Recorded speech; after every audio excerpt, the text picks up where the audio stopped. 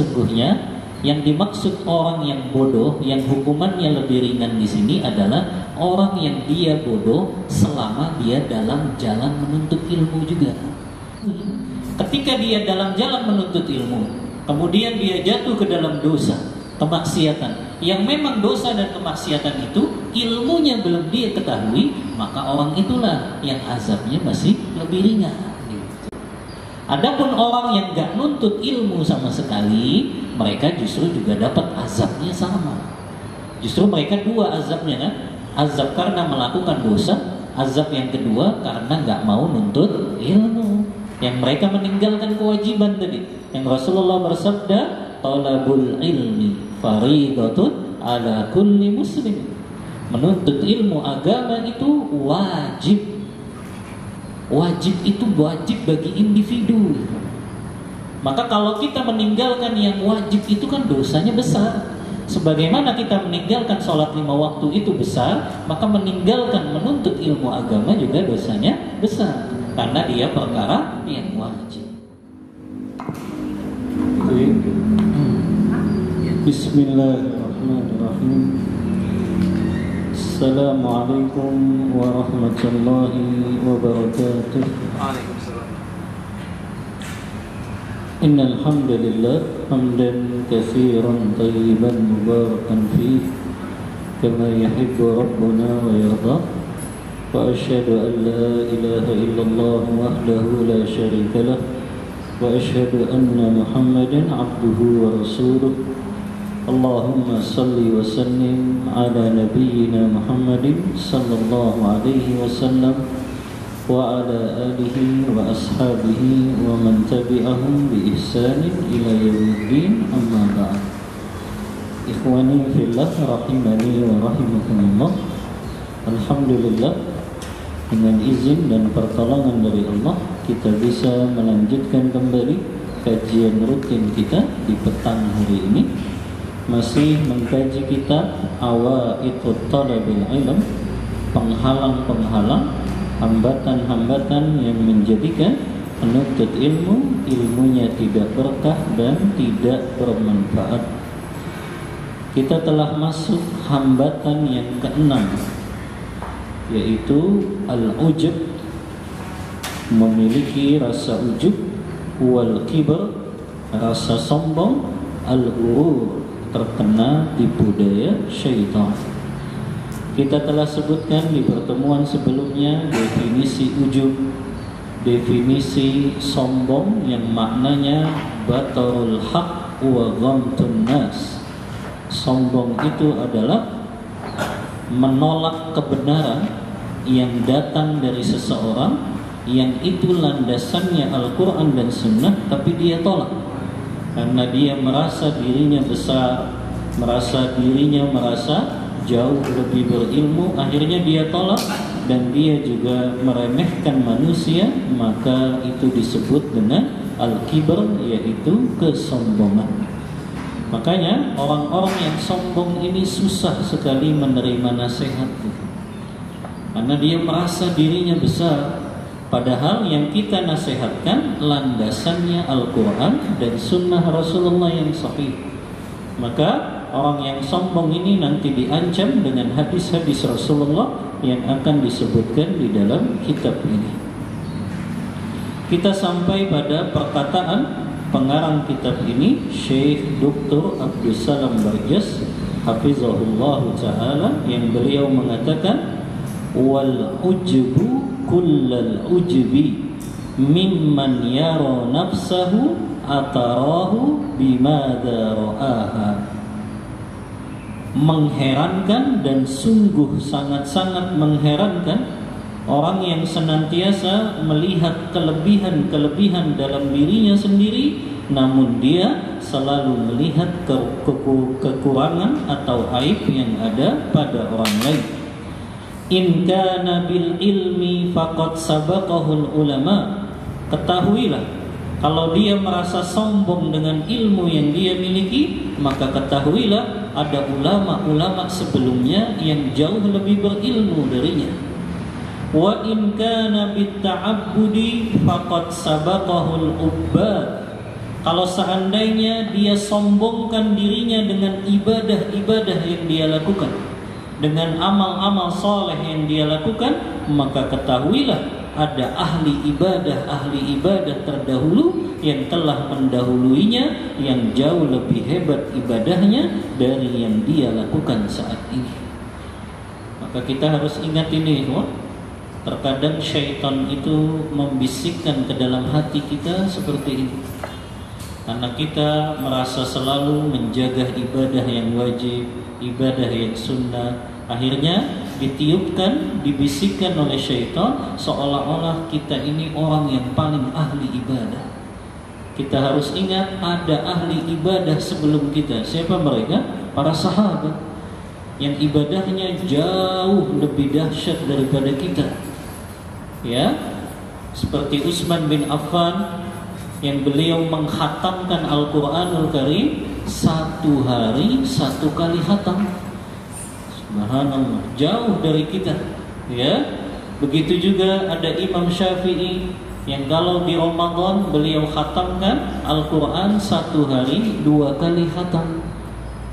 Bahkan Imam Nawawi menyebutkan di dalam kitabnya At-Tibyan fi Adabi Hamalatil Quran, ada di antara tabi'in dan tabi'ut tabi'in yang mereka menghatamkan Al-Quran dalam 1 hari 4 kali khatam.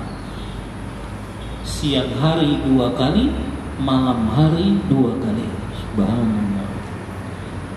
Maka gak perlu kita menyombongkan ibadah kita. Ada orang-orang terdahulu yang ibadahnya jauh lebih hebat daripada kita. Ya, maka kita harus ingat ini, ya. Begitu juga jangan menyombongkan ilmu yang kita miliki, karena para sahabat, para tabi'in, para tabi'ut tabi'in jauh lebih ilmunya lebih banyak daripada yang kita miliki. Maka ini diingatkan oleh pengarang kitab ini, kalau kita ingin menyombongkan ilmu kita, maka ingat ada ulama-ulama terdahulu yang jauh lebih banyak ilmunya dan jauh lebih banyak amalnya juga. Kalau kadang kan kita ilmunya banyak tapi amalnya kurang kan begitu. Kalau para ulama salaf enggak, ilmu itu seimbang dengan amal yang mereka lakukan. Begitu juga kalau kita ingin menyombongkan ibadah yang kita miliki, ingat ada ulama-ulama salaf terdahulu yang ibadahnya jauh lebih banyak daripada yang kita lakukan. Kemudian kata Syekh Dr. Abdul Salam Barjas rahimahullah, wa man talammaha khisala nafsihi wa dhunubaha alima annahu ala yaqinin minadz dhunubi wat taqsir wa huwa min hali ghairihi ala syakkin.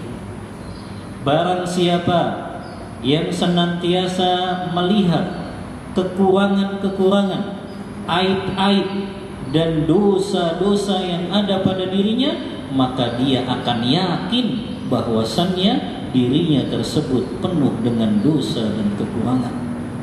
Sehingga ketika dia melihat keadaan orang lain, justru dia melihatnya kurang dari apa yang telah dia lakukan. Maknanya gak sebesar dosa yang dia lakukan ketika dia lihat orang lain.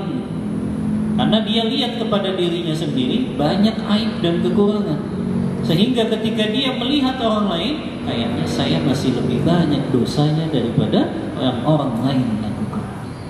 Ya, falladhi yuhadziru minhu, inilah yang hendaknya kalian berhati-hati, kata beliau, al-i'jabu bin nafsi, bangga dengan diri sendiri, wa ru'yati taqaddumi fi ahwalil akhirah, selalu merasa paling unggul dalam masalah-masalah akhirat daripada orang lain.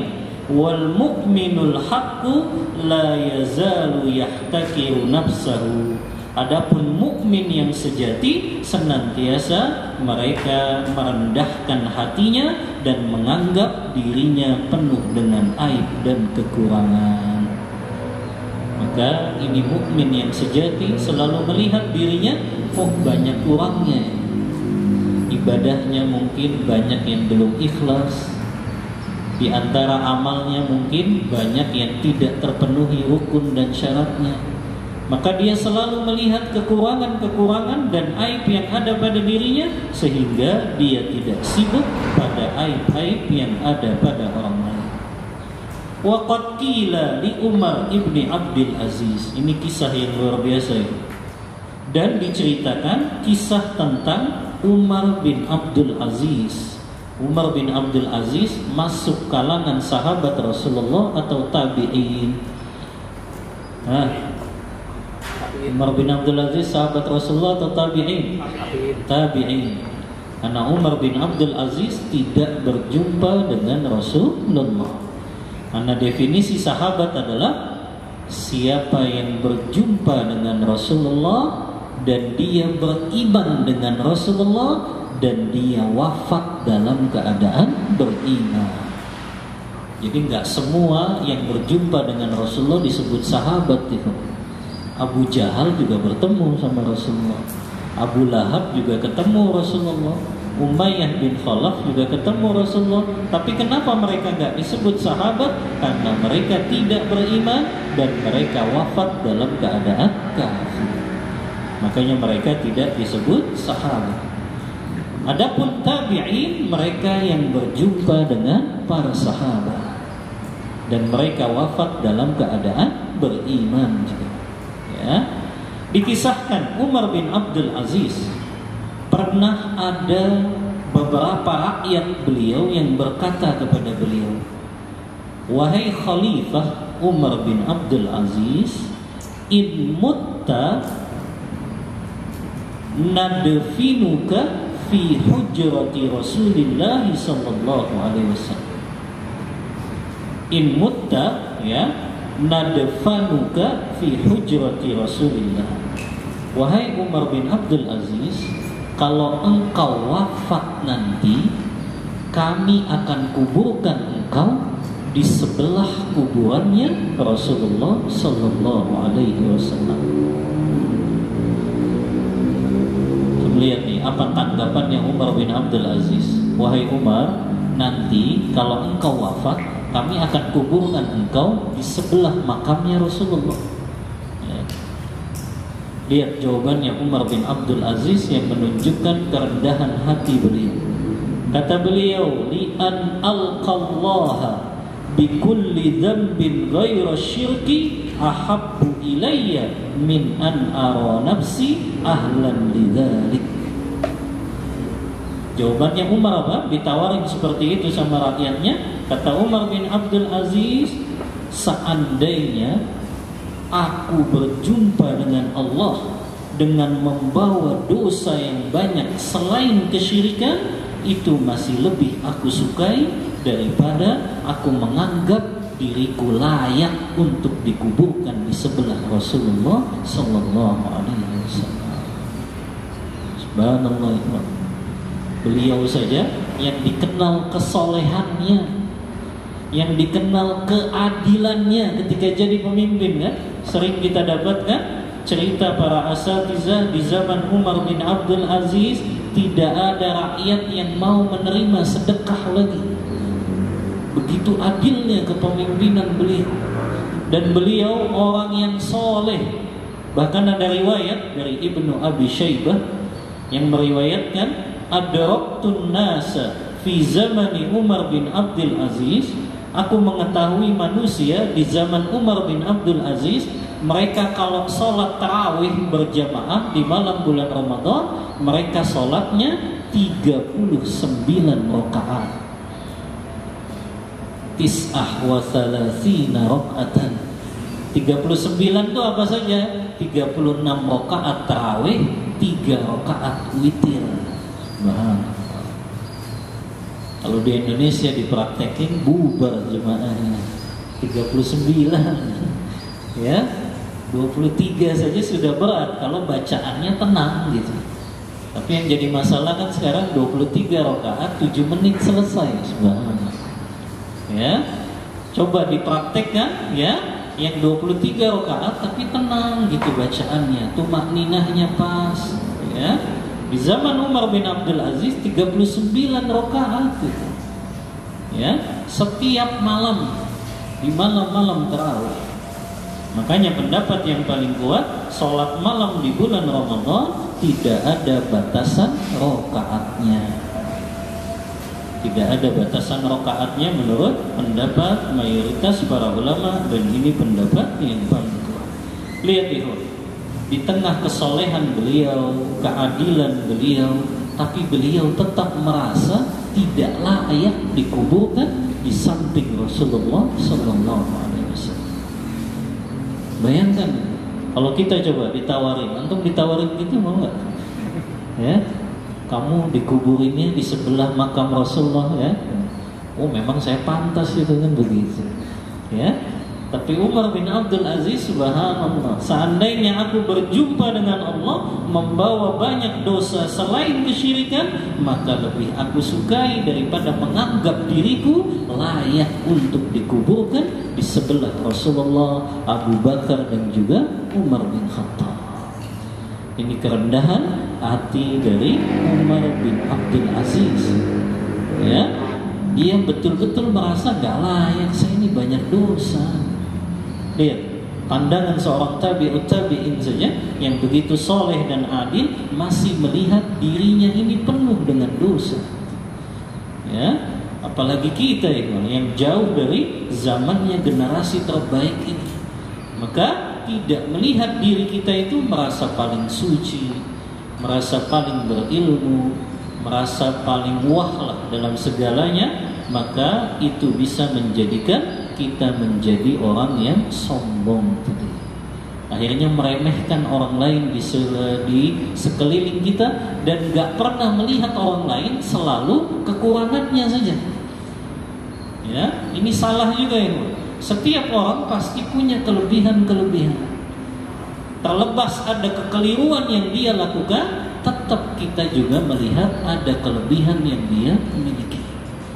Kalaupun dia jatuh dalam kesalahan, dia jatuh dalam dosa, tetap kita kasih uzur itu. Apa uzurnya? Mungkin dia bodoh, dia belum tahu kalau itu dosa. Dia belum tahu kalau itu perkara yang tidak ada tuntunannya. Dia nggak tahu kalau itu ternyata perkara kesyirikan. Itu selalu memberikan uzur itu kepada saudara-saudara muslim kita yang jatuh dalam dosa dan kesalahan. Ya, maka ini insya Allah menjadikan kita tidak merasa takabur, sombong di hadapan orang lain. Qala fi tahdzibil ihya, berkata pengarang kitab ringkasan dari kitab Ihya Ulumuddin. Ya, itu sering dengar ya, kitab Ihya Ulumuddin karangan Syekh Muhammad Al-Ghazali rahimahullahu ta'ala. Kitab Ihya Ulumuddin ini memang banyak berbicara tentang al-qaid. Al-qaid itu masalah-masalah hati. Ya, kitab yang berbicara masalah tazkiyatun nufus, penyucian jiwa. Hanya saja mayoritas ulama mengatakan ada sebagian di dalam kitabnya ini yang hadisnya dhaif, bahkan ada yang hadisnya palsu. Maka kalau dibuang semuanya sayang nih. Tapi kalau diambil semuanya juga berbahaya. Maka kita harus insaf, adil di dalam menilai kitab seorang ulama. Kalaupun ada hadis lemahnya, hadis palsunya, tinggal kita nggak gunakan itu. Tapi ada hadis-hadis yang sahih di dalam kitab tersebut, ya kita ambil gitu.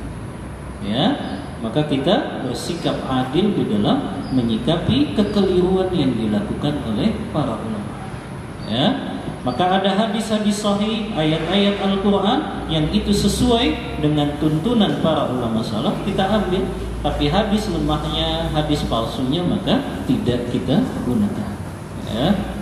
Di antaranya disebutkan oleh Imam Ghazali, al-kibru bil ilmi huwa a'zamul afat wa aghlabul adwa.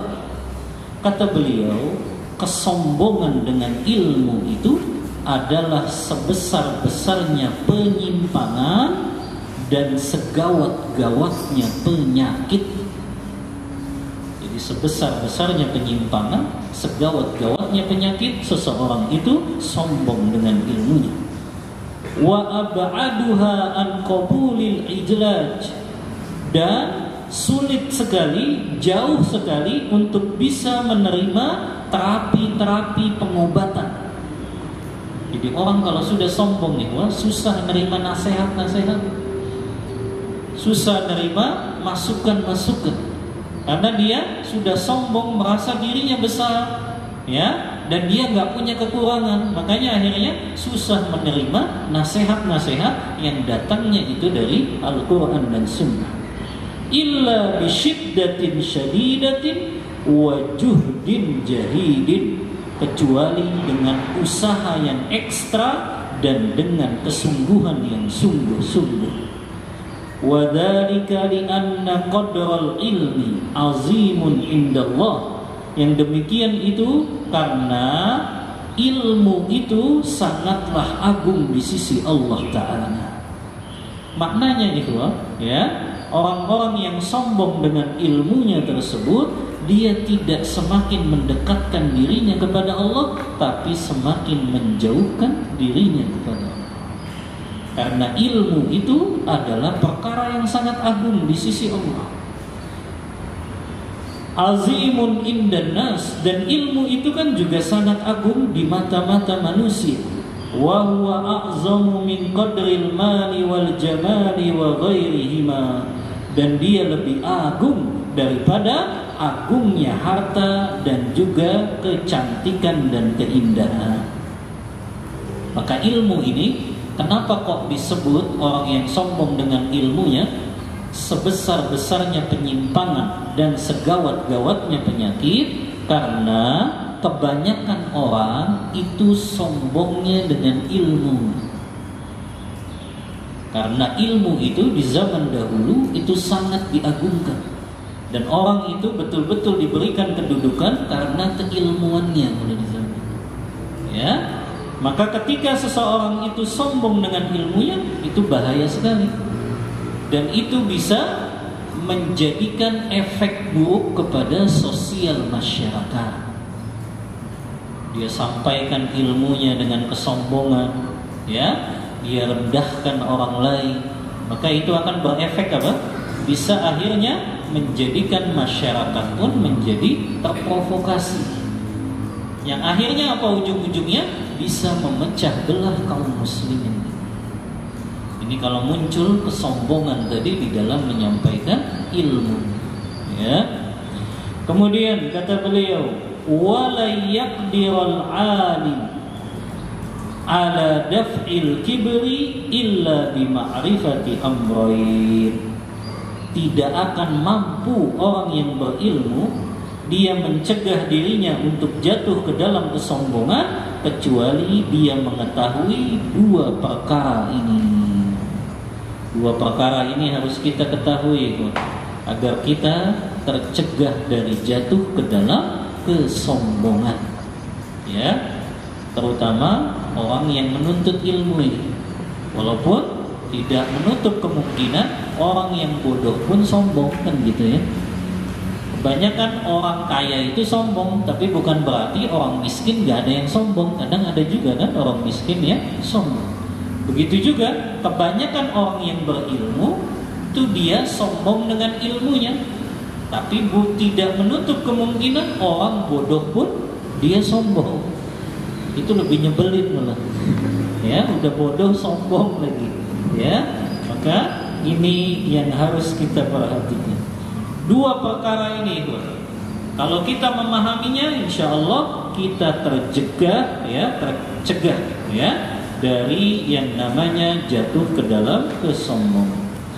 Apa saja itu? Yang pertama, ahaduhuma an ya'lama anna hujjatallahi ala ahlil ilmi akidun. Ini yang harus diingat pertama. Ketahuilah sesungguhnya hujjah Allah, alasan Allah untuk mengazab orang yang berilmu itu lebih kuat daripada mengazab orang yang bodoh dengan ilmu. Paham antum maksudnya? Orang yang berilmu itu Allah lebih kuat hujahnya nanti pada hari kiamat untuk mengazab orang yang berilmu ini karena dia melakukan kemaksiatan seperti kesombongan. Maka ingat, Allah itu hujahnya lebih kuat kepada orang yang berilmu. Azabnya beda kepada orang yang tidak berilmu. Ya, jadi kalau orang berilmu terus dia sombong, itu azabnya lebih besar daripada orang yang tidak berilmu tapi dia sombong. Karena dia sudah tahu ilmunya. Begitu juga segala kemaksiatan yang dilakukan orang yang berilmu, itu balasan azabnya beda dengan mereka yang memang belum tahu ilmunya. Ya, karena Allah lebih kuat hujahnya. Kamu kan sudah tahu ilmunya. Ya, Allah akan tagih hujahnya nanti pada hari kiamat kepada orang yang berilmu tersebut. Ya, sama seperti, nggak tahu kalau di Indonesia, orang yang ngerti hukum tapi dia melakukan pelanggaran hukum, kira-kira hukumannya lebih parah nggak? Kalau di Indonesia? Tambah bebas. Ya? Tambah bebas. Subhanallah. Harusnya kan kalau dia hakim gitu ya, tapi dia nerima suap, harusnya tuh hukumannya lebih-lebih gitu. Dia sudah ngerti kok tentang masalah hukum begitu. Allah kan juga begini nih pada hari kiamat. Orang yang sudah ngerti hukum agama tapi dia melakukan penyimpangan, pelanggaran, lebih kuat lagi hujah Allah untuk mengazabnya pada hari kiamat. Begitu juga harusnya pimpinan sama karyawan. Kalau pimpinannya nyolong uang, karyawan nyolong uang, hukumannya beda atau sama? Beda lah. Pimpinan gajinya sudah besar, nyolong uang lagi. Harusnya hukumannya lebih parah kan begitu daripada karyawannya. Karyawan mungkin memang dia gajinya pas-pasan kan begitu. Ada satu waktu yang dia kekurangan, akhirnya dia nyolong uang begitu. Walaupun sama-sama dapat hukuman, tapi harusnya beda. Ya, mereka yang gajinya sudah besar gitu ya, sudah mapan lagi, tapi kok masih nyolong uang. Ya, harusnya hukumannya lebih parah. Gitu. Ya, apalagi dia sudah tahu juga dengan hukuman yang akan dia dapatkan. Nah, begini hukuman Allah tuh adil gitu. Ya. Orang yang lebih berilmu dan tahu ilmunya, hukumannya lebih ditegakkan, lebih parah. Bahkan di sini dikatakan wa annahu yahtamilu minal jahili ma la yahtamilu usyrahu minal alimi.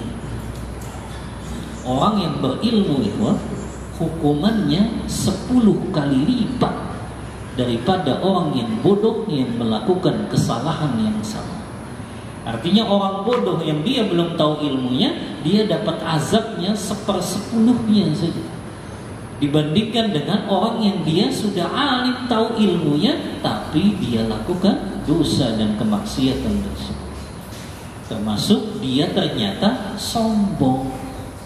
Yang dia tahu sombong itu adalah perkara yang dilarang, tapi dia lakukan itu dan dia sudah tahu ilmunya, maka azabnya lebih pedih daripada orang yang bodoh yang tidak tahu ilmunya tersebut. Maka ini perkara yang pertama ini. Kita harus ingat kalau muncul kesombongan dalam diri kita, ingat bahwasannya hujjah Allah, alasan Allah lebih kuat pada hari kiamat untuk mengazab kita yang tahu ilmunya ini. Asallahu ta'ala an ma'rifatin wa ilmin fajinayatuhu afhash idh lam yaqdi nikmatallahi alaihi fil ilmi. Kata beliau, karena sesungguhnya orang yang bermaksiat kepada Allah, yang dia sudah tahu dan mengetahui ilmunya, maka kejahatan yang dia lakukan, kemaksiatan yang dia lakukan itu lebih keji di sisi Allah. Karena dia tidak mensyukuri nikmat Allah berupa ilmu tersebut. Jadi orang yang berilmu itu, tapi dia melakukan maksiat dan dosa kepada Allah, sama saja dia tidak bersyukur dengan nikmat ilmu yang Allah berikan kepadanya. Karena ilmu ini nikmat. Ya, kita dapat ketenangan jiwa, ya, kesejukan jiwa dari mana? Ilmu agama. Ya, kita dapat kemudahan, ya, di dalam melakukan segala urusan, ya, baik dunia maupun akhirat dengan ilmu agama. Karena dengan kita mengamalkan ilmu agama, semakin kita dapat hidayah taufik dari Allah. Ini perkara yang pertama yang bisa mencegah kita untuk jatuh dalam kesombongan. Kita ingat, hukuman Allah bagi orang yang berilmu itu lebih dahsyat daripada kepada orang yang tidak berilmu. Yang kedua, yang bisa mencegah kita untuk tidak jatuh ke dalam kesombongan, kata pengarang kitab ini, annal alima ya'rifu annal kibra la yaliqu illa billahi azza wa jalla wahdahu. Sesungguhnya orang yang berilmu, dia memahami bahwasannya kesombongan itu tidak layak kecuali hanya Allah saja yang layak melakukannya. Orang berilmu kan tak, ya, dia harus memahami gak ada yang boleh jatuh dalam kesombongan kecuali Allah saja yang layak. Wa annahu idza takabbara sara mamqutan indallahi baghidan. Dan sesungguhnya dia juga faham bahwasannya kalau dia melakukan kesombongan, maka dia mendapat murka dan kebencian di sisi Allah Ta'ala. Ini kita ingat ikhwah, ya. Yang kedua, kalau kita sombong, Allah murka dan benci sama kita. Karena yang layak sombong hanya Allah saja. Adapun kita manusia masih membutuhkan pertolongan orang lain. Tapi Allah nggak butuh pertolongan makhluk. Allah nggak butuh ibadah makhluk. Makanya Allah yang layak untuk memiliki kesombongan tersebut.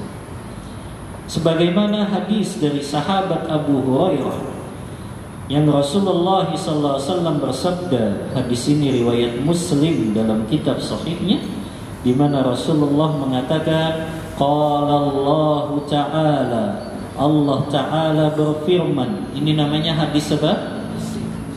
Hadis Qudsi. Apa bedanya hadis Qudsi dengan hadis Nabawi? Apa bedanya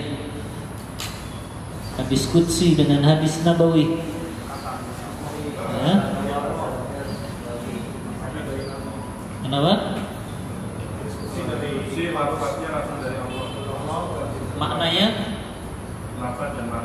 langsung dari Allah. Kalau hadis Nabawi, lafaznya,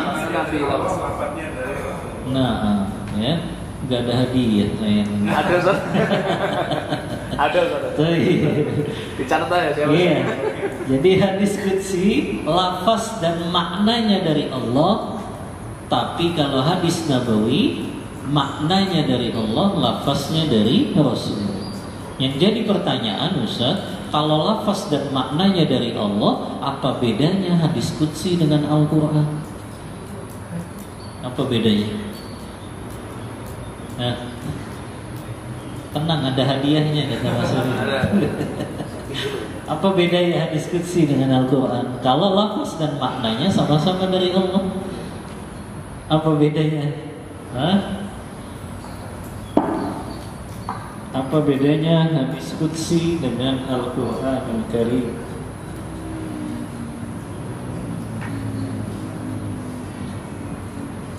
Perbedaan Al-Quran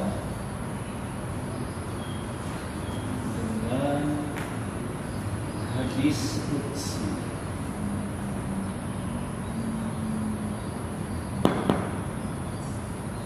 Yang pertama, Al-Quran manqulu ilaina bitawatur, kata para ulama. Al-Quran itu sampai kepada kita melalui jalan mutawatir semuanya. Mutawatir itu apa artinya? Yang meriwayatkan lafaznya itu lebih dari 10 sahabat. 10, 20, bahkan 50 sahabat meriwayatkan itu.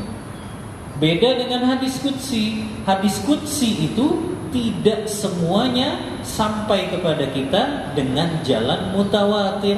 Bahkan banyak hadis yang ahad dari hadis qudsi, yang meriwayatkannya hanya 1 sahabat, 2 sahabat, 3 sahabat. Itu bedanya yang pertama ya. Al-Quran sampai kepada kita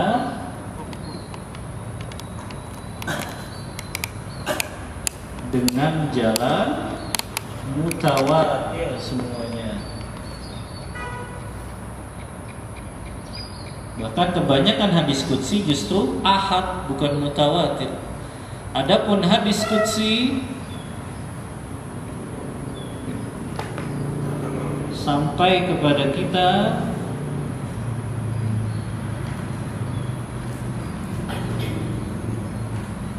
dengan jalan ya ahad saja, tidak mutawatir. Ahad itu tadi ya, hadisnya yang meriwayatkan paling 1 sahabat, 2 sahabat, 3 sahabat paling banyak, tapi masih kurang dari 10 sahabat. Ya, ini disebutnya hadis ahad. Yang kedua, Al-Quran selamat dari penyelewengan dan distorsi. Sebagaimana firman Allah Ta'ala, Inna nahnu nazzalna dzikra wa inna lahu lahafizun. Al-Quran gak akan mungkin bisa dipalsukan, gak akan mungkin bisa dirubah, karena Allah menjamin Al-Quran ini Allah jaga sampai hari kiamat. Tapi hadis qudsi ada jaminan itu tidak? Enggak. Muncul banyak hadis-hadis qudsi yang palsu juga ada. Hadis qudsi yang lemah juga ada. Ya. Makanya kalau Al-Quran terjaga orisinilitasnya ya.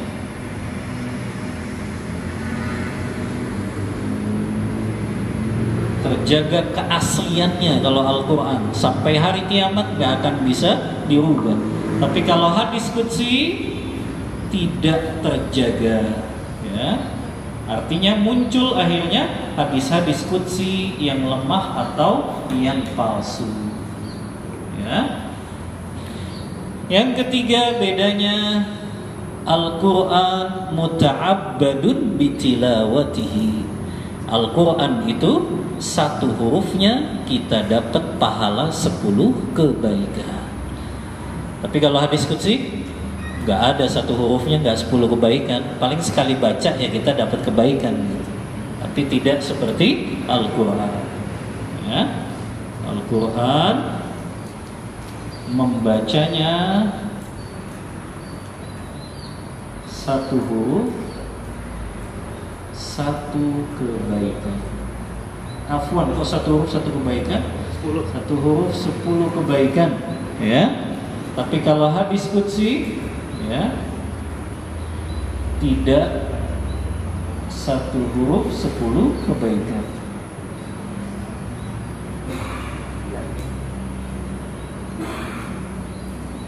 Nah, ini 3 perbedaan yang disebutkan para ulama, bedanya hadis qudsi dengan Al-Quran.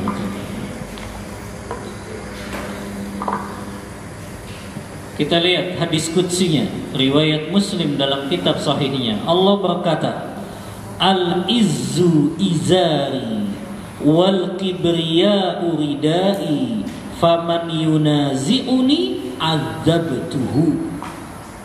Allah Ta'ala mengatakan, keagungan itu adalah sarungku dan kesombongan itu adalah selendangku. Barang siapa yang ingin menyaingi aku dalam hal itu, dia merasa dirinya agung, dirinya sombong, maka aku akan mengazabnya. Hadis sahih riwayat Muslim dalam kitab sahihnya. Ada tidak makhluk di muka bumi ini yang dia melakukan kesombongan seperti ini? Ada tidak? Ada. Contohnya siapa? Iblis. Makanya orang yang sombong berarti ngikutin teladannya iblis. Ya. Karena iblis itu diperintahkan oleh Allah dalam surah Al-Baqarah ayat 34, wa idz qulna lil malaikati isjudu li adama fasajadu illa iblis aba wastakbara wa kana minal kafirin. Kami perintahkan kepada para malaikat untuk sujud semuanya. Para malaikat pun sujud kecuali iblis yang dia enggan, aba, wastakbar dan sombong, enggak mau sujud kepada Adam karena merasa apa? Merasa lebih lebih mulia, lebih besar daripada Adam. Apa argumentasinya iblis? Khalaqtahu min tin wa khalaqtani min nar, kan begitu. Adam itu kan engkau ciptakan dari tanah, sementara aku engkau ciptakan dari api. Ibnu Qayyim al-Jauzi dalam kitabnya membantah argumentasi iblis ini. Betul tidak? Api itu lebih baik dari tanah? Secara realita dan logika juga. Betul nggak api lebih baik dari tanah? Hah? Coba secara realita dan logika, mana yang lebih baik, tanah atau api? Nah, api kan harganya murah ya, pinjam api dong. Coba tanah, mahal ya, harganya naik terus. Ini argumentasinya kacau ini iblis. Kata siapa? Api itu jauh lebih baik dari tanah. Makanya dibantah sama Ibnu Qayyim. Ya, ini argumentasinya iblis menunjukkan kebodohan mereka, kata Ibnu. Ya, karena tidak semua orang itu butuh kepada api, tapi semua orang itu butuh kepada tanah. Kemudian juga api itu nggak akan bisa menyala kalau tidak ada benda lainnya. Tapi tanah itu akan terus ada walaupun tidak ada benda lainnya yang menyala. Makanya dibantah secara realita dan logika oleh Ibnu Qayyim. Kata siapa api itu lebih baik dari tanah? Enggak. Justru tanah itu lebih baik daripada api. Ya, makanya argumentasinya iblis ini salah kaprah. Dia merasa dirinya besar padahal enggak besar gitu. Ya, api itu justru ya dia kan butuh kepada benda yang lainnya dan dia nggak akan bisa nyala gitu tanpa ada benda yang lain. Bahkan api itu nggak istiqomah, kadang kecil kadang besar, dia goyang-goyang terus ya. Maka beda dengan tanah yang dia pasti dibutuhkan oleh seluruh makhluk di muka bumi. Makanya argumentasi iblis yang mengatakan api lebih baik daripada tanah, ini argumentasi yang berlawanan dengan logika dan realita kita. Ya, makanya dibantah oleh Ibnu Qayyim al-Jauzi. Kemudian ini ya, Allah yang mengatakan siapa yang menyaingi aku dengan kesombongan dan juga merasa besar dan agung, maka aku akan mengazabnya.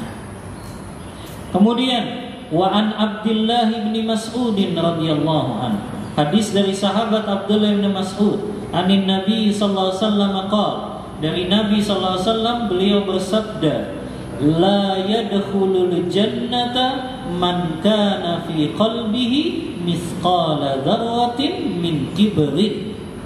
Tidak akan masuk ke dalam surga mereka yang di dalam hatinya memiliki sebesar zarah dari kesombongan. Sebesar zarah itu apa bahasa ilmiahnya? Hah? Sebesar atom. Karena menurut ilmu kimia, partikel yang paling kecil itu memang atom, begitu ya? Benar kan? Antum bukan lulusan ITB.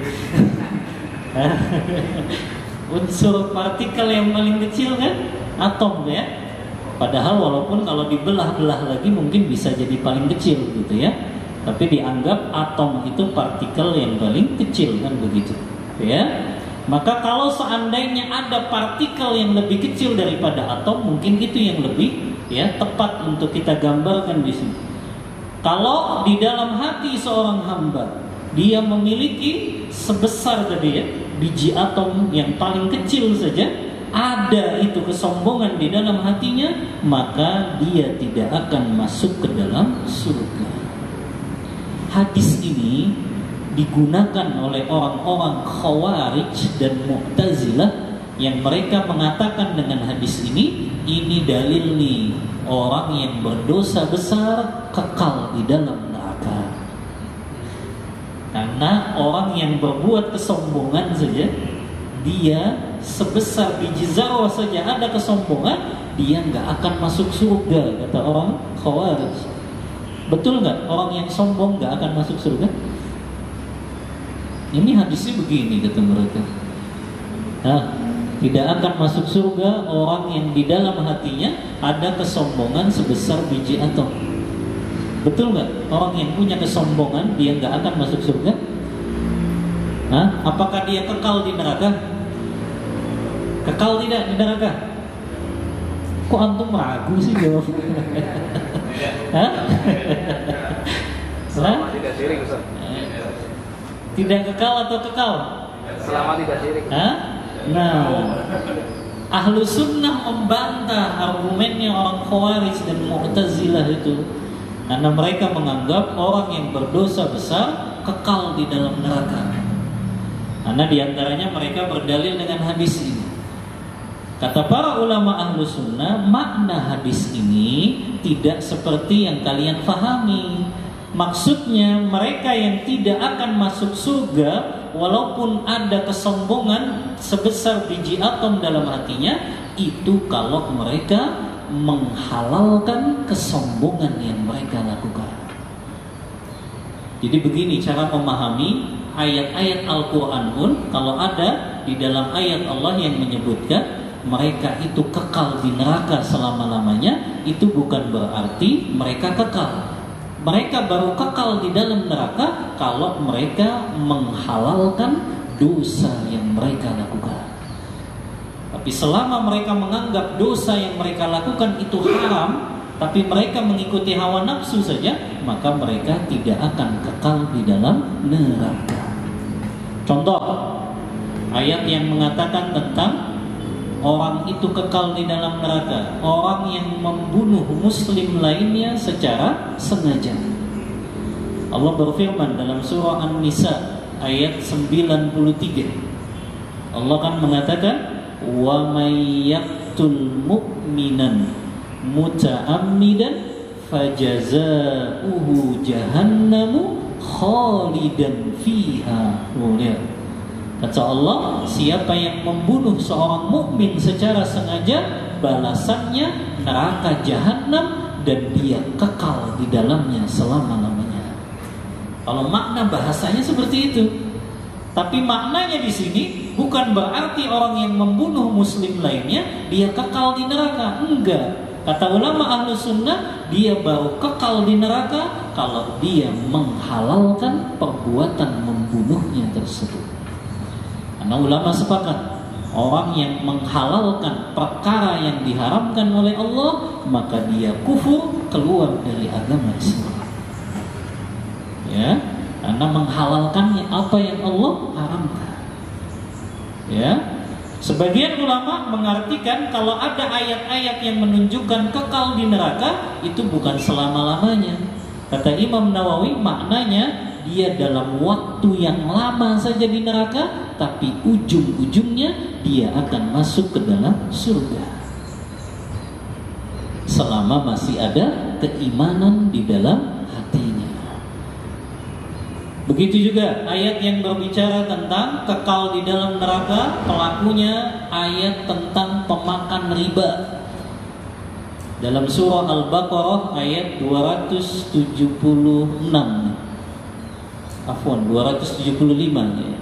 ya. Allah Ta'ala mengatakan, "Wa man 'ada faulaika ashabun nar hum fiha khalidun. Siapa yang telah datang kepadanya mauizah, nasihat, ya, kemudian dia lepaskan itu akad ribanya, maka urusannya dikembalikan kepada Allah. Tapi siapa yang dia masih melakukan riba, dia makan itu riba, padahal sudah datang peringatan kepadanya, maka dia kekal di dalam neraka selama-lamanya. Kalau terjemahan ayat ini, tapi maknanya di sini dia nggak kekal, kecuali dia menghalalkan perbuatan riba yang dia lakukan. Karena menghalalkan apa yang Allah haramkan itu termasuk perbuatan kufur, mengeluarkan seseorang dari keislamannya. Begitu itu, ya. Kalau ketemu ayat-ayat atau hadis seperti ini yang menyatakan gak akan masuk surga, dalam hadis lain kan juga mengatakan la yadkhulul jannata qati'u rahimin, tidak akan masuk surga orang yang memutuskan tali silaturahim. Itu lafaznya juga begitu Rasulullah menyatakan. Tapi maksudnya di sini dia tidak kekal di neraka. Karena yang kekal di neraka hanya kalau dia menghalalkan itu tadi.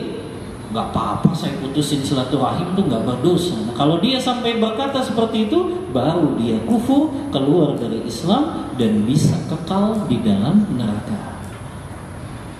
Ana tanya antum, hadis sataftariku ummati ala salasi wa sab'ina firqatan, umatku akan terpecah belah menjadi 73 golongan. 72 masuk neraka, satunya masuk surga. Ana tanya antum, 72 golongan di neraka itu kekal atau tidak? Enggak. Hah? Enggak. Kekal tidak? Enggak. Tidak. Karena Rasulullah mengatakan apa? Mereka masih umatku. Ya. Yang dalam hadis lain dikatakan akhriju man kana fi qalbihi dzarratan minal iman. Keluarkan di antara penduduk neraka itu yang mereka masih memiliki keimanan sebesar biji zarrah. Ya. Jadi antum jangan pernah berpikir ini 72 umat ini kekal sudah di neraka. Salah itu ya. Mereka tidak kekal di neraka karena mereka bagian dari umat Rasulullah. Ya. Dan itu penjelasan Syekh Ibrahim Ar-Ruhaili kemarin ketika daurah, ya. Mereka 72 golongan itu tidak kekal di neraka. Ada saatnya Allah akan masukkan mereka ke dalam surga selama mereka tidak melakukan kesyirikan. Syaratnya kan cuma itu. Selama orang itu wafat dalam keadaan tidak berbuat kesyirikan, maka masih ada kesempatan untuknya masuk ke dalam surga. Anda tanya lagi nanti. Anda tanya banyak bab akidah nanti. Orang yang berdosa besar, dia bisa langsung masuk neraka, masuk surga, atau harus mampir dulu ke neraka? Bisa. Nah, Bisa. orang yang dosa besar, dia membunuh, dia berzina, dia minum khamar, ya, bisa langsung masuk surga atau mampir dulu ke neraka? Sesuai kehendak Allah, Ustaz. Sesuai kehendak Allah. Sesuai kehendak Allah. Bisa nggak dia langsung masuk surga? Bisa. Hah? Bisa. Ya, makanya Ahlus Sunnah berpendapat insya'a azabahu wa insya'a afa. Kalau Allah menghendaki, Allah akan azab dulu dia di neraka untuk mencuci dosa-dosanya. Tapi kalau Allah menghendaki, Allah akan maafkan, ampuni dia, dan dia bisa masuk ke dalam surga. Apa dalilnya? Yang berzina nolongin anjing. Nah, diantaranya itu. Dalil yang lain, hadis bitokoh. Antum sering dengar ya, hadis bitokoh nih, tentang kartu la ilaha illallah, kartu syahadatain. Ya, didatangkan seorang hamba pada hari kiamat, kata Rasulullah dalam hadis riwayat Tirmidzi ini, yang yang disahihkan oleh Syekh Albani. Kemudian orang itu ditanya oleh Allah, azolamaka ahadun, apakah hari ini catatan-catatan amalnya itu diperlihatkan sama Allah, apakah hari ini engkau dizolimi? Maka ketika hamba itu melihat catatan-catatan amalnya, hamba itu mengatakan, tidak ya Allah, tidak ada yang menzolimi aku pada hari ini.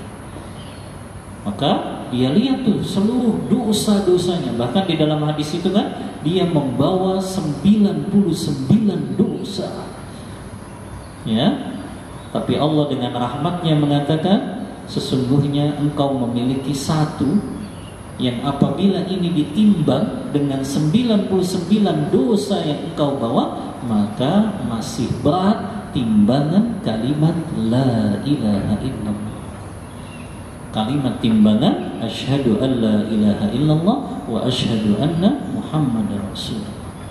Tapi maknanya di sini bukan sekedar ucapan la ilaha illallah. Kata ulama, kalau dia mengucapkan la ilaha illallah tapi dia penuhi syarat-syarat la ilaha illallah. Ada 7 syaratnya kalimat la ilaha illallah itu yang harus kita penuhi, ya. Di antaranya al-ikhlas, kita ikhlas mengucapkan itu. Yang kedua al-yaqin, kita yakin ketika mengucapkan itu. Yang ketiga al-qabul, kita betul-betul menerima itu. Yang keempat al-imtiyaz, kita tunduk dengan kalimat la ilaha illallah itu, ya. Maka 7 syarat ini harus terpenuhi, baru timbangan la ilaha illallah bisa menjadi lebih berat daripada dosa-dosa yang kita buat. Ini keutamaan tauhid. Selama orang itu betul-betul mentauhidkan Allah dan gak pernah berbuat syirik kepada Allah, maka kemungkinan besar Allah ampuni dosa-dosa. Anak tanya lagi ya Bu, ini hadis dalam kitab Arba'in An-Nawawiyah. Hadis Arba'in An-Nawawiyah, hadis yang ke-42. Rasulullah menyebutkan hadis qudsi juga.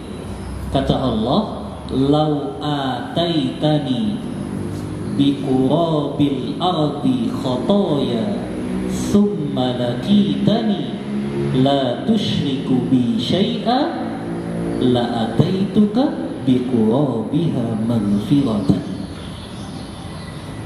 Allah mengatakan, "Ya bena Adam, wahai anak Adam, wahai manusia, seandainya engkau datang kepadaku dan berjumpa kepadaku dengan membawa dosa sepenuh bumi ini." Dosa sepenuh bumi. Berapa luasnya bumi ini? Bukan sepenuh Jawa Barat saja, sepenuh bumi. Ya, seandainya engkau datang kepadaku membawa dosa sepenuh bumi, kemudian engkau wafat, laki tadi, engkau wafat kepadaku dalam keadaan tidak pernah berbuat syirik kepadaku sekalipun, gak pernah menyekutukan aku dengan sesuatu apapun, maka aku akan mendatangimu dengan membawa sepenuh bumi ampunan. Tanya, ampunan di sini hanya dosa-dosa kecil saja atau dosa besar juga? Nah, Allah akan datang kepada hamba yang gak pernah berbuat syirik kepadanya, walaupun dia bawa dosa sepenuh bumi, Allah bawa ampunan sepenuh bumi juga. Ampunan ini yang diampuni hanya dosa-dosa kecil saja atau dosa besar juga?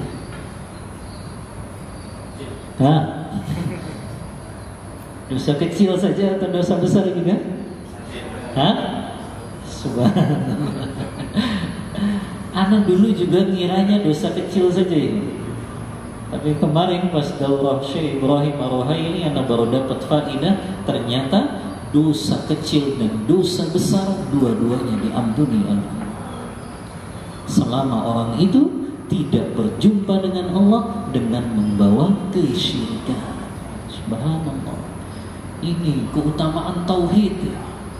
Ya, orang yang tidak betul-betul berdoanya bukan kepada selain Allah, tawakalnya tidak kepada selain Allah, ya, minta tolongnya dalam perkara-perkara yang makhluk nggak bisa melakukannya, dia minta tolongnya hanya kepada Allah. Maka orang-orang yang membawa tauhid yang lurus ini ketika dia meninggal, peluangnya besar untuk Allah ampuni dosa besar maupun dosa-dosa kecil. Ya, maka ini keutamaan tauhid ini yang jarang diketahui oleh kaum muslimin. Karena selama ini kaum muslimin mereka sholat tapi datang ke dukunnya juga jalan gitu. Subhanallah. Mereka sholat rajin baca Al-Quran, pergi haji dan umroh, tapi kalau ada masalah datangnya ke dukun, ke paranormal, ya, yakin dengan khurafat, ya. Maka ini yang menjadikan tauhidnya bermasalah.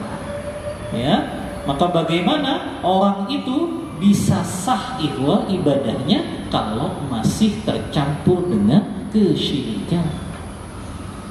Makanya ulama kan menyatakan la tasihhul ibadatu illa ma'at tauhid. Ibadah itu tidak akan sah, nggak akan Allah terima kalau masih tercampur dengan kesyirikan. Apakah itu syirik besar atau syirik kecil sekalipun, berupa riya atau sum'ah. Apakah ibadahnya ingin dilihat orang, ingin diperdengarkan di hadapan orang, itu yang menjadikan membatalkan amal soleh kita. Ya, maka ini cara kita memahami hadis kalau ada yang berbunyi tidak akan masuk surga. Maksudnya apa tadi? Tidak akan masuk surga kalau memang dia menghalalkan perbuatan dosanya tersebut. Tapi selama dia tidak menghalalkan perbuatan dosa tersebut, maka dia tidak kekal di neraka. Karena ingat tadi hadis, Allah akan berkata, akhriju man kana fi qalbihi dzarratan minal iman.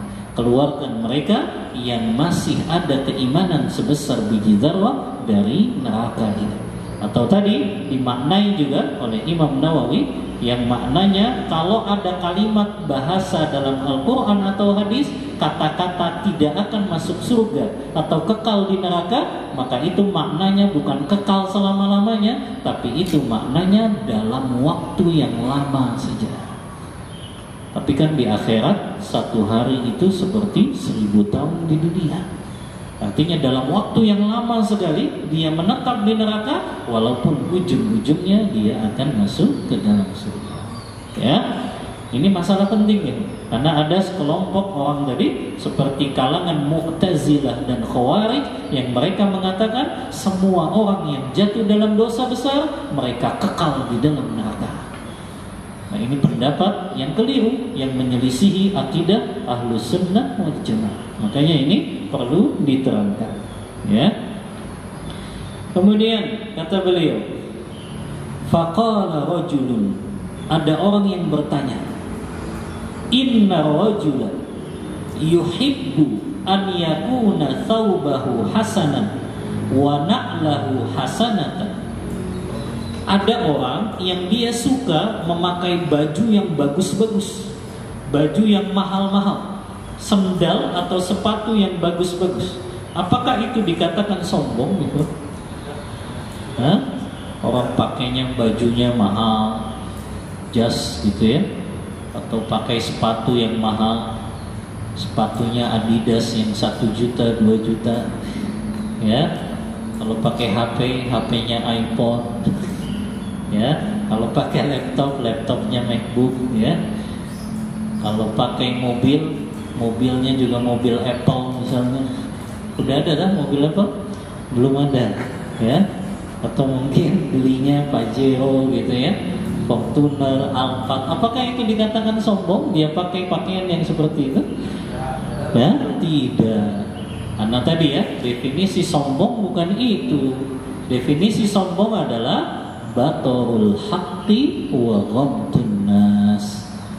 Dia menolak kebenaran. Ini yang harus digarisbawahi. Dia dinasehati melakukan kemaksiatan, dosa, kekeliruan, tapi dia tolak kebenaran tersebut, maka ini baru namanya sombong.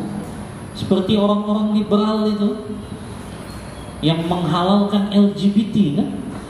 Ya, LGBT kan nggak apa-apa, sama-sama suka, subhanallah. zina nggak apa-apa, sama-sama suka. Ini namanya sombong. Sudah dinasehati, dosa itu ukurannya bukan suka sama suka, akhirnya jadi halal gitu. Ya, perkara-perkara yang sudah Allah katakan haram di dalam Al-Quran atau dalam hadis-hadis Rasulullah, maka tidak bisa ditawar-tawar lagi, sudah jelas keharamannya. Kalau ada orang yang menolak keharaman tersebut, maka dia sama dengan orang yang jatuh dalam kesombongan ini. Dia tolak kalau itu dosa, dia tolak kalau itu justru halal-halal saja. Apalagi dia katakan hak-hak saya dong, kan yang buat dosa saya. Subhanallah. Ini namanya orang yang sombong. Ya, dia menolak kebenaran padahal dalilnya jelas, dari Al-Quran disampaikan, dari hadis-hadis Rasulullah disampaikan, tapi dia tolak karena dengan logikanya kan, dengan perasaannya kan, dengan kepentingannya kan. Kalau dia tolak kebenaran yang jelas datang dari Allah dan Rasulnya, maka itulah yang disebut dengan kesombongan. Adapun orang, dia memakai pakaian yang bagus, kendaraan yang bagus, ya, sendal atau sepatu yang bagus, jam tangan yang bagus, maka itu tidak jatuh di dalam kesombongan. Makanya Rasulullah ketika ditanya seperti itu, apa jawaban Rasulullah? Innallaha jamilun yuhibbul jamal. Sesungguhnya Allah itu maha indah dan menyukai keindahan. Jadi Allah suka dengan yang indah-indah. Jadi antum jangan suuzon, ini orang kok pakaiannya selalu klimis-klimis gitu ya. Ya, rambutnya dikasih minyak rambut, rapi, ya. Sepatunya juga sepatu bermerek gitu ya. Walaupun jangan maksain, kalau nggak bisa beli Adidas ya beli yang apa adanya saja. Jangan sampai jadi ngutang sana sini akhirnya. Maksain beli barang-barang yang bermerek gitu ya. Walaupun mungkin dari sisi kualitas iya gitu ya, kita pengennya tentu barang-barang yang memang agak mahal dikit supaya awet gitu. Ya, makanya anak sering ditanya itu, Ustadz kok kenapa pakainya Apple laptopnya? Ustadz ini kurang zuhud katanya. Anak bilang, anak sudah nyobain beberapa laptop tapi gampang rusaknya. Ya, anak pernah punya Asus gitu ya, pernah punya merek-merek lain, tapi ternyata gampang rusak gitu. Tapi subhanallah, alhamdulillah ya, dengan pakai yang ini ya agak awet gitu. Hitungannya kan sama aja daripada beli yang merek lain tapi berkali-kali, beli yang ini cukup sekali. Kadang orang kurang tahu manfaatnya, akhirnya muncul suuzon tadi ya. Padahal kalau orang berpenampilan yang tadi, selama dia mampu ya untuk membelinya, ya tidak perlu ngutang sana ngutang sini, ya silakan gitu. Tidak ada hubungannya dengan dia melakukan kesombongan. Ya, karena kesombongan itu tadi kata kuncinya, dia menolak kebenaran dan dia meremehkan manusia yang lain. Karena dia nggak mau nerima nasihat orang itu, akhirnya dia dianggap ngeremehin orang lain. Padahal nasihatnya kan benar, diingatkan dengan ayat Allah, hadis Rasulullah, dia tolak, maka itu sama dengan dia meremehkan manusia yang lainnya. Maka ini kata kunci takabur, kesombongan itu kalau dia menolak kebenaran yang datang dari Allah dan Rasulnya, datangnya dari penjelasan para sahabat, dia tolak itu karena kepentingannya, maka dia dianggap meremehkan manusia yang lain. Itulah sejatinya makna kesombongan. Ya. Baik, selesai kita dari hambatan yang keenam, yaitu al-ghurur wal ujub wal kibr. Terkena tipu daya syaitan, bangga dengan dirinya, ujub dan bersikap sombong. InsyaAllah kita lanjutkan di pertemuan selanjutnya. Al-aiqus sabit, hambatan penghalang yang ketujuh, yang menyebabkan penuntut ilmu, ilmunya tidak berkah dan tidak bermanfaat. Baik, sudah jam 6 ikhwah, cukup untuk materinya. Kita buka diskusi dan tanya jawab. Wallahu ta'ala a'lam bis-shawab. Wa sallallahu ala nabiyyina Muhammadin wa ala alihi wa sahbihi wa sallam. Assalamualaikum warahmatullahi wabarakatuh. Yang ingin saya tanyakan Ustaz tadi kan sombong itu merupakan akan mendapatkan azab ujian Allah untuk para hambanya yang melakukan sombong akan lebih berat azabnya ya. Nah itu kalau begitu apakah kita tidak perlu menuntut ilmu, berpikiran bahwa orang-orang yang bodoh itu lebih enak ketimbang kita yang ilmu gitu. Yang kedua Ustaz, terkadang juga kita tuh yang menuntut ilmu nih suka dianggap bahwa mereka tuh lebih baik dibandingkan orang lain gitu, dianggap sebagai figur atau apalah. Jadi sehingga ketika dia melakukan kesalahan, kok diacap ini, kok udah berilmu, udah ngaji, kok masih melakukan itu. Nah padahal kan yang itu menyebabkan kita kayak enggan untuk menyampaikan nasihat kepada orang lain atau mengajak mereka gitu, karena menganggap bahwa diri kita tuh karena masih banyak kesalahan, dan kalau kita ngajak, kita ngakuin salah, oh kamu aja masih berbuat salah gitu, masih ngaji masih salah, ngapain ngajak orang gitu.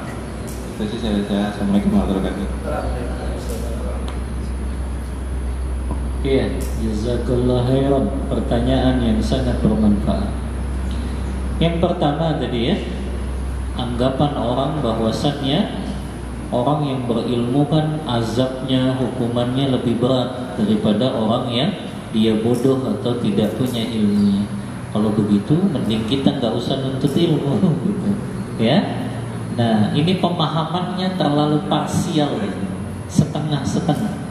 Karena sesungguhnya yang dimaksud orang yang bodoh, yang hukumannya lebih ringan di sini adalah orang yang dia bodoh selama dia dalam jalan menuntut ilmu juga. Orang yang menuntut ilmu kan gak semua ilmu langsung dia pahami. Ada ilmu-ilmu yang belum dia ketahui.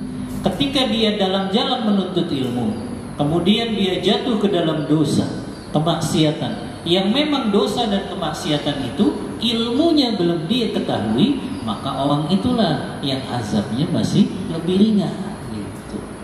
Adapun orang yang gak nuntut ilmu sama sekali, mereka justru juga dapat azabnya sama. Justru mereka dua azabnya kan, azab karena melakukan dosa, azab yang kedua karena gak mau nuntut ilmu, yang mereka meninggalkan kewajiban tadi. Yang Rasulullah bersabda, talabul ilmi faridatun ala kulli muslim. Menuntut ilmu agama itu wajib. Wajib itu wajib bagi individu.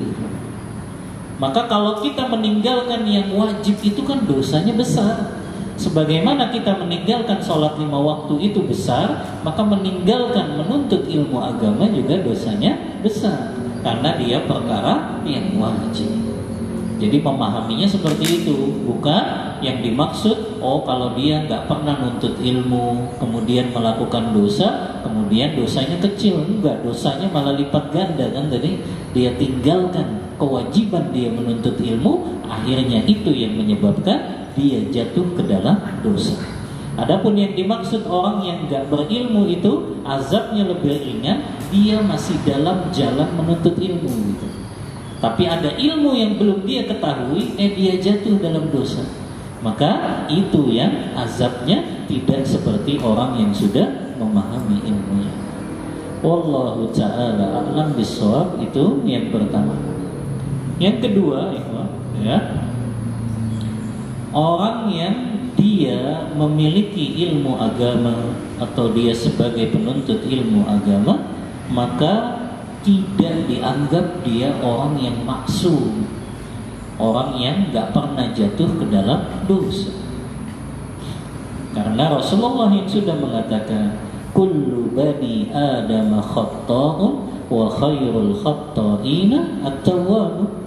Semua anak Adam pasti jatuh ke dalam dosa, tapi sebaik-baik mereka yang jatuh ke dalam dosa yang paling cepat untuk bertaubat.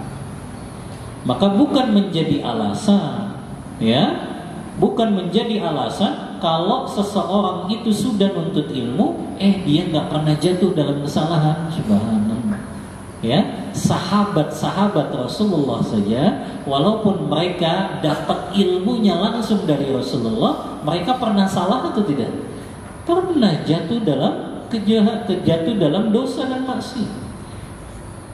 3 sahabat itu yang tidak ikut dalam perang Tabuk sampai Allah abadikan di dalam Al-Quran surah At-Taubah itu, wa ala salasatil ladzina khulifu, kan? 3 orang yang mereka tidak ikut dalam perang Tabuk karena jatuh ke dalam fitnah, terkena fitnah harta. Ka'ab bin Malik, Hilal bin Umayyah, dan Murrah. Hilal bin Umayyah dan Murrah ini alumni perang Badar. Orang yang ikut dalam perang Badar, artinya kan sahabat senior, ya. Hilal bin Umayyah dan Murrah ini, ya. Ka'ab bin Malik di antara golongan Ansor yang pertama kali masuk Islam ketika Rasulullah tiba di Madinah. Dan Ka'ab bin Malik orang yang ikut dalam Bai'atul Aqabah. Bai'ah Aqabah itu artinya mereka yang pertama kali masuk Islam dari golongan kaum Ansor Madinah. Tapi mereka pun jatuh dalam dosa dan kesalahan. Mereka tidak ikut perang Tabuk karena terkena fitnah harta. Ya, tapi kemudian Allah terima kan taubatnya.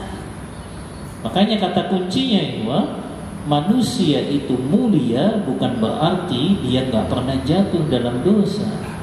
Tapi manusia itu mulia justru ketika dia jatuh ke dalam dosa dan dia cepat-cepat bertaubat kepada Allah. Maka kalau antum sebagai penuntut ilmu jatuh dalam dosa dan kesalahan, yaitu memang tabiatnya manusia. Walaupun kita berusaha untuk tidak jatuh dalam dosa. Maka ketika kita memberikan nasihat kepada orang lain dalam masalah-masalah yang memang kita sudah nggak jatuh ke dalam dosa tersebut, ya nggak apa-apa gitu. Kita sampaikan, ya. Kalaupun kita pernah jatuh dalam kesalahan itu, kemudian kita ingatkan orang itu karena kita sudah bertaubat, itu kan nggak masalah juga, ya. Maka sampaikan kepada orang itu bahwasannya kita memang pernah jatuh dalam kesalahan, tapi kita sudah bertaubat dan kembali kepada Allah. Dan kita ingin engkau juga seperti itu.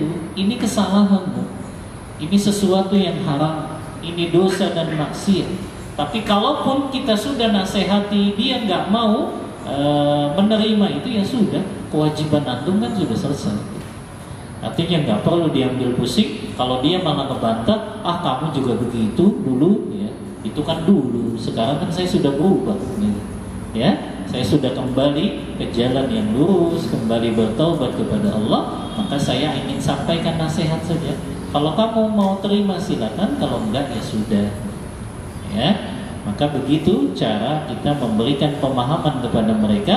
Orang yang sudah menuntut ilmu pun bukan berarti mereka malaikat.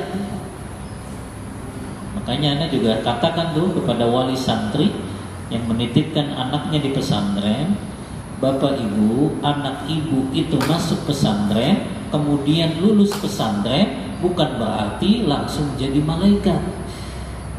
Ya, kebanyakan kan begitu, orang tua menyangka anaknya lulus pesantren nggak punya kekurangan sudah, ya. Padahal anaknya lulus pesantren ya juga tetap jadi manusia, bukan malaikat gitu loh, yang nggak pernah melakukan kesalahan. Makanya begitu juga kita dalam jalan menuntut ilmu, ya pasti kadang jatuh dalam dosa dan maksiat. Tapi sebaik-baik orang yang jatuh dalam dosa dan maksiat kan orang yang cepat bertaubat kepada Allah. Wallahu ta'ala a'lam bis-shawab. Begitu. Ada lagi? Wah.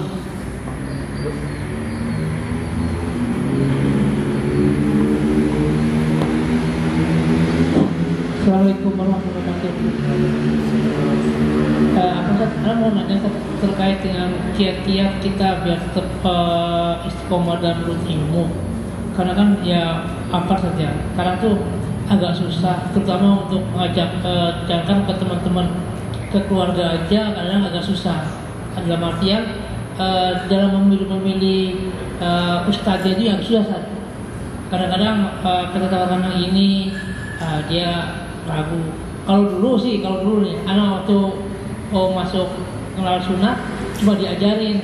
Dah yang pertama dikasih kategori, tanya si ustadz terkait dengan hukum KB.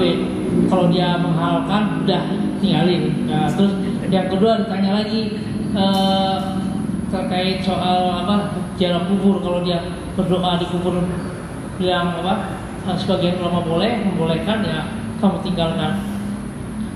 Sekarang kan agak susah kan buat nyari yang benar-benar yang sunnah, kategori dari penampilan maupun bawaan awal saya. Mungkin ada saran-saran kan? Saya harap. Jazakallah khair. Pertanyaan yang bermanfaat. Kita sudah sampaikan sebetulnya ya, penghalang yang keberapa itu di dalam memilih guru. Rasulullah SAW mengatakan di antara tanda hari kiamat adalah an yultamasal ilmu indal asagir. Di antara tanda hari kiamat, ilmu itu diambil dari para asagir. Makanya ulama mengatakan tidak boleh mengambil ilmu dari para asagir. Hambatan yang keempat ya, yang menjadikan penuntut ilmunya tidak berkah dan tidak bermanfaat, dia mengambil ilmu dari para as-saghir. Kita sudah tafsirkan kan penjelasan para ulama siapa itu as-saghir. As-saghir itu adalah mereka yang memahami Al-Quran dan Sunnah dengan hawa nafsunya.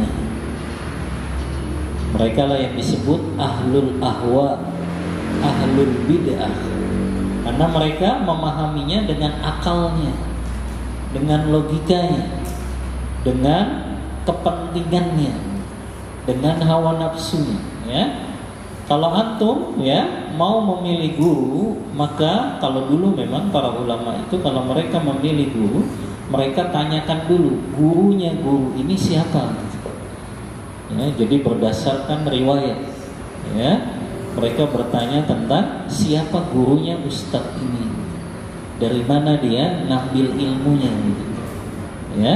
Karena memang penting di dalam memilih seorang guru di dalam memahami Al-Quran dan Sunnah. Adapun tadi antum pertanyaan KB gitu ya. Pertanyaan apa lagi tadi? Ziarah kubur kan ada yang disyariatkan juga, ya. Ada yang disyariatkan, ada yang jatuh dalam bid'ah, ada yang jatuh dalam kesyirikan, kan begitu penjelasannya. Tidak semua ziarah kubur dilarang, enggak. Kalau ziarah kuburnya yang disyariatkan, maka sangat dianjurkan, disunnahkan.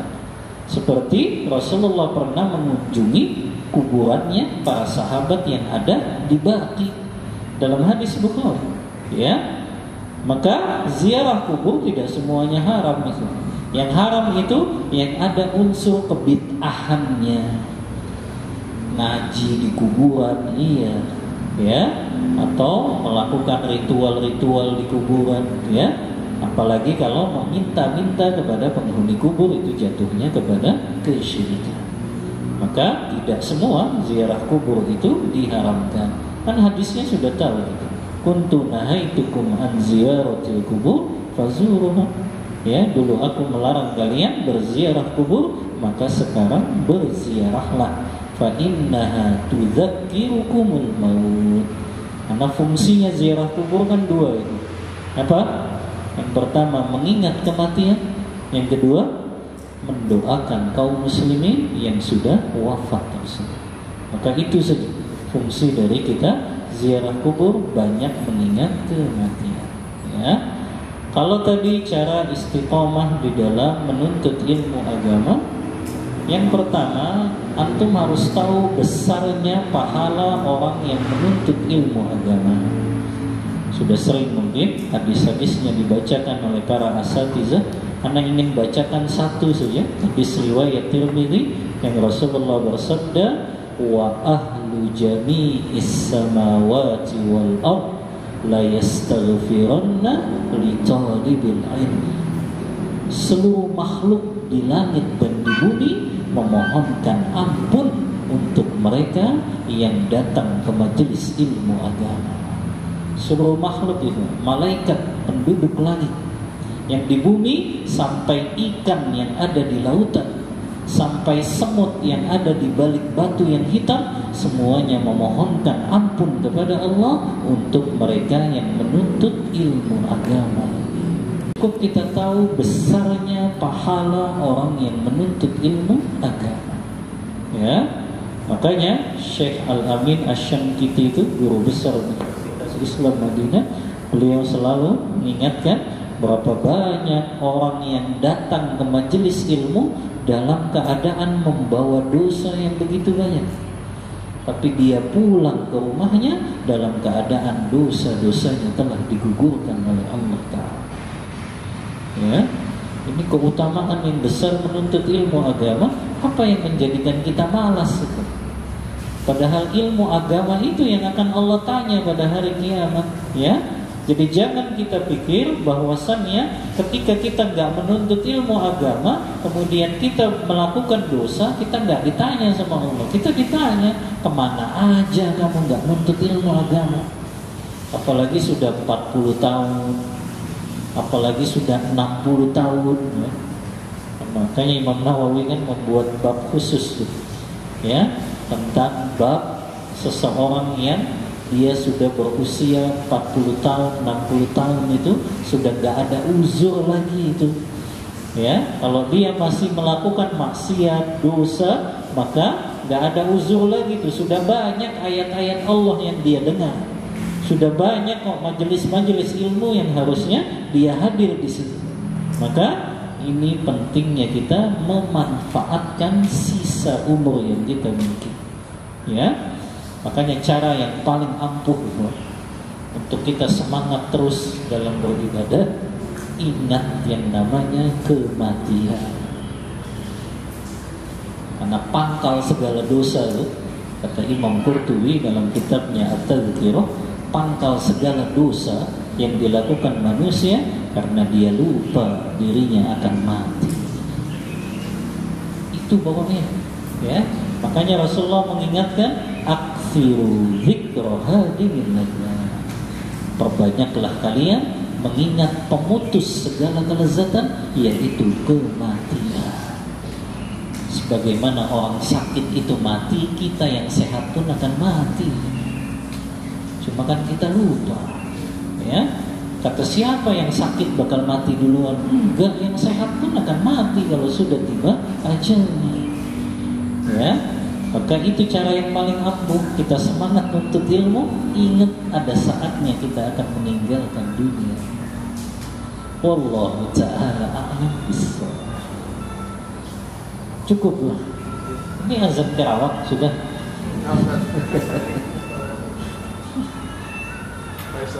Baik, kita cukupkan ikhwah kajian kita pada petang hari ini. Selesai ya dari hambatan yang ke-6 ya. InsyaAllah kita akan lanjutkan hambatan yang ke-7, yaitu yang menjadikan penuntut ilmu tidak berkah dan tidak bermanfaat ilmunya. Wallahu ta'ala a'lam bissawab. Ini yang bisa Anda sampaikan dengan keterbatasan ilmu yang Anda miliki. Mohon maaf bila ada kata-kata yang kurang berkenan di hati ikhwah semuanya. Wassallallahu ala nabiyyina Muhammadin wa ala alihi wa sahbihi wasallam. Kita tutup kajian kita membaca doa kafaratul majlis. Subhanakallahumma wa bihamdika asyhadu an la ilaha illa anta astaghfiruka wa atubu ilaik. Walhamdulillahi rabbil alamin. Wassalamualaikum warahmatullahi wabarakatuh.